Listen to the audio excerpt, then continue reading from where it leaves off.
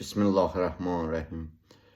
Çoxlu insanlar, müsəlman bacı qardaşlarımız sual edirlər ki, həqiqi İslam necədir, necə olmalıdır?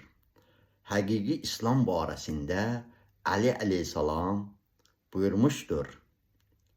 İslamı elə vəsf edim ki, məndən qabaq heç kəs elə vəsf etməmiş olsun.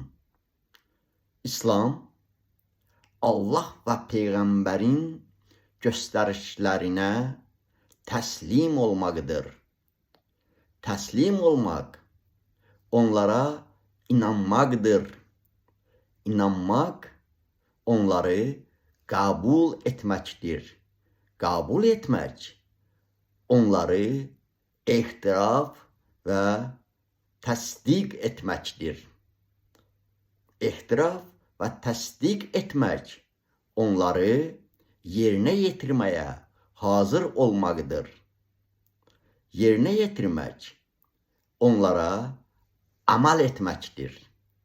Deməli, əslində İslam, Allah və Peyğəmbərin göstərişlərinə əməl etməkdir. Allah bizləri Allahın və Peyğəmbərimizin göstərişinə əməl edənlərdən qərar versin, inşallah.